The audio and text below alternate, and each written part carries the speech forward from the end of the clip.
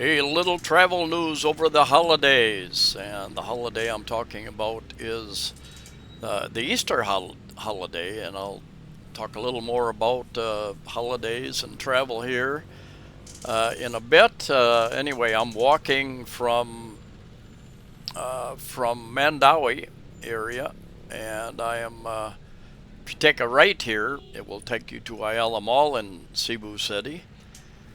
And this is one of those intersections where there is no traffic. Rarely, occasionally, there might be a guy out there enforcing traffic, giving directions, but usually it's just one side goes. It's a T, basically, a very busy MJ Cuenco Avenue running left and right here, and I forget the name of the street that goes to the far left or into the Ayala Mall area.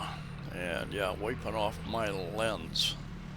Anyway, a rainy night when I was walking, and yeah, sidewalk. You walk in the street part of the time because if you can see those white lines, the narrow white line where this motor scooter is parked, that is supposed to be a bicycle lane. They put that in when so many people were riding bicycles during the lockdowns, the pandemic, because they'd shut down pretty much all public transportation. So people were either walking to work if they had work at all, or if they could get to a grocery store, they were walking and or using a bicycle. And you'll see a lot of these bicycles out here with no lights. Even guys, it amazes me the guys that can afford the expensive bikes and the fancy uh, bike leotards or whatever you call them, and the helmet, but they have absolutely zero lights and they're riding at night. Very dangerous. I'm surprised there aren't a lot more accidents out there. Another busy intersection with no lights, no stop signs. People just stick their nose out. One side lets the other side go, and vice versa. Got a little neighborhood grocery store, whatever you want to call it. Got some rice and some eggs and a number of other things there. The motorbikes, nobody stops. A little bit of rain doesn't stop people. The motorbikes, a lot of them have a little bit of a waterproof tarp they wear, raincoat, and yeah, I mean it's the holidays, and we've got the Easter holiday is one of the longest holidays, and here in the Philippines, it's the only time of year where many of the malls actually close for 1 or 2 days, which is unique. They don't do that at Christmas for the most part, but every city and every mall chain will have its own rules. What day they're open, what hours they run. So get online. The governments and banks, of course, will be closed, and there will be a lot of people going to the banks to get cash out. So you might find it a little tricky getting cash right before a holiday. ATMs may be low on cash, dispensing less amounts of cash, or out of cash. Happened a few times, so always plan ahead, get that kind of thing early. Also, the travel. Many years ago, I went with some girls up north on a weekend like this, and they got off work at the mall at 10 o'clock. We went down to the bus terminal, and people just huge crowds lined up for the various buses going different directions. And I asked them, well, what if they run out of buses? And what I was told is, no, the buses keep, as long as there's people, the buses keep coming, picking up people and going off into the province, the other parts of Cebu and other islands. I think generally the ferries do the same thing. They plan on running more ferries, more ferry boats, and not. I don't think they keep coming until everybody's gone. So some may not get on that boat, might not make the trip until the next day. And I don't know if they let them stay overnight or if those ferries run all night or not. Not quite sure. It would depend upon what part of the Philippines you're in. But the airports, there's millions of people traveling during the holidays, and even in the U.S., I did not like traveling when everybody else is traveling. Just too hectic. Sometimes you don't have a choice if that's your only holiday. But a couple of reminders if you're coming to the Philippines from an international source country, from outside the country, there are a few things you need to know. And, bloggers cover these types of things on a regular basis, but I find that there are a lot of newcomers that still haven't heard the news or they forget. Number one, if you're bringing in your foreign currency, which I'm sure you are, bring clean, unmarked bills, meaning they don't have rips, they don't have writing on them, they're not they look relatively new.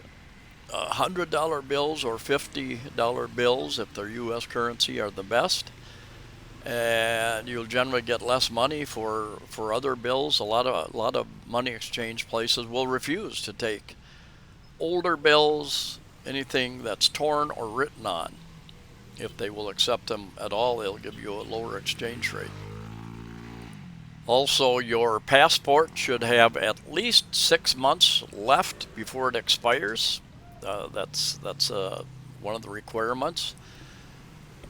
You should have filled out the e-travel. Go online, etravel.gov, I believe, and fill out it. It's basically, they used to hand us like 3 different slips of paper on the airplane.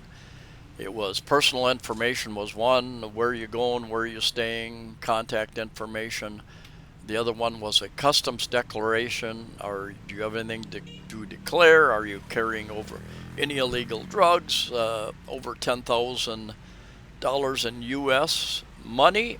If you are, you have to declare that. You can bring in more than that, but you have to declare it. You might be asked to prove that you've gotten it legally.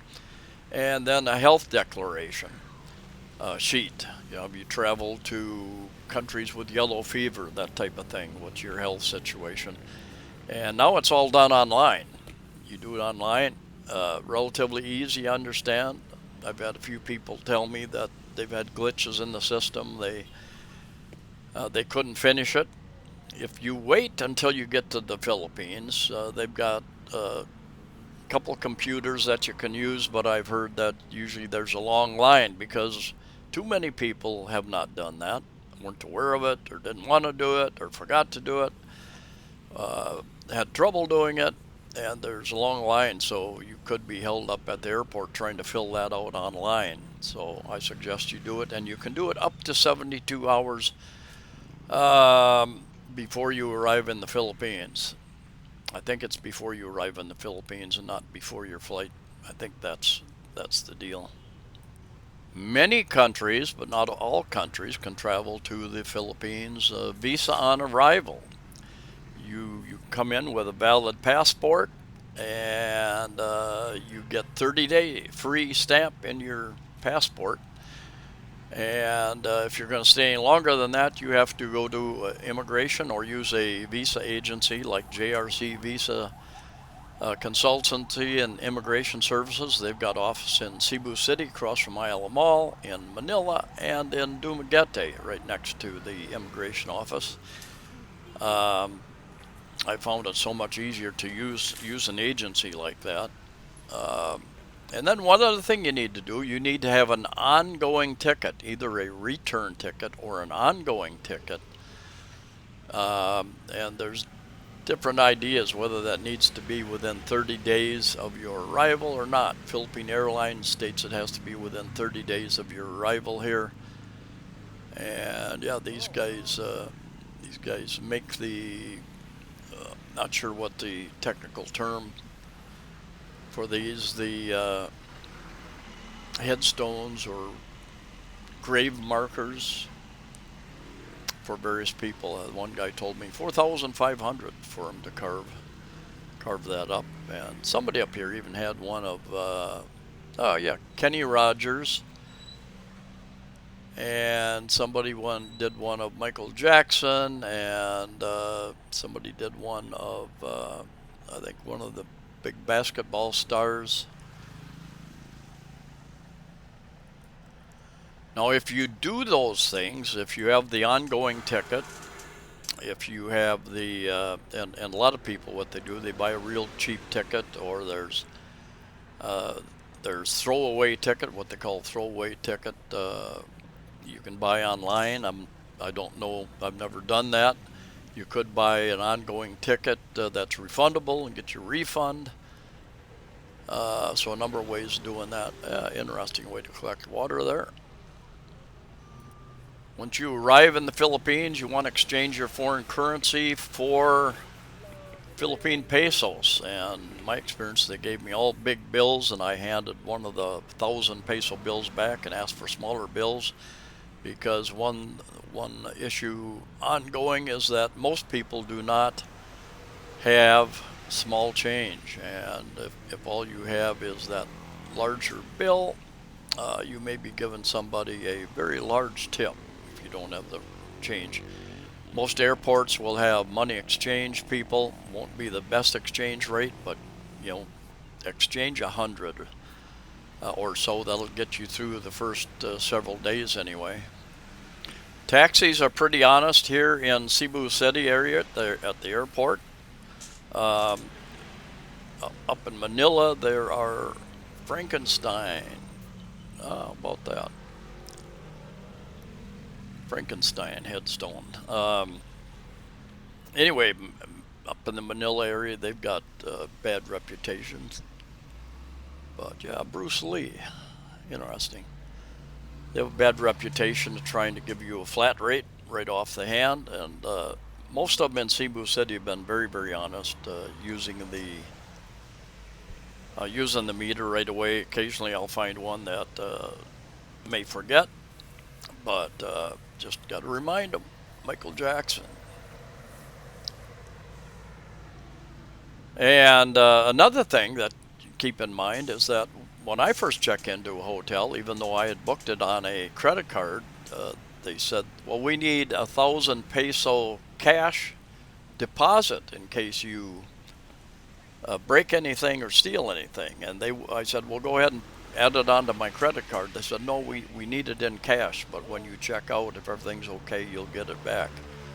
And I've heard some hotels still do that, so you might need a little cash when you check in.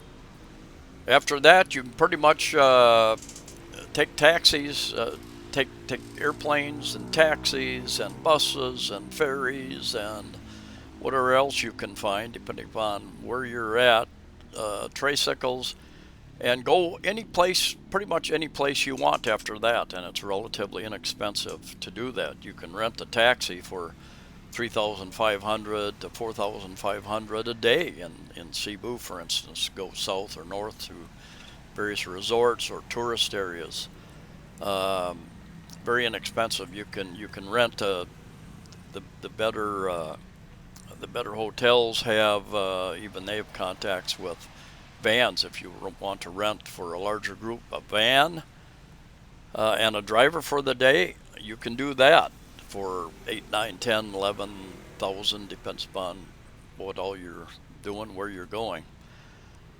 Anyway, looking forward to anybody else's advice about coming to the Philippines, traveling to the Philippines. This is the end of my video on Mango Avenue, so we'll see you in the next video. Thank you.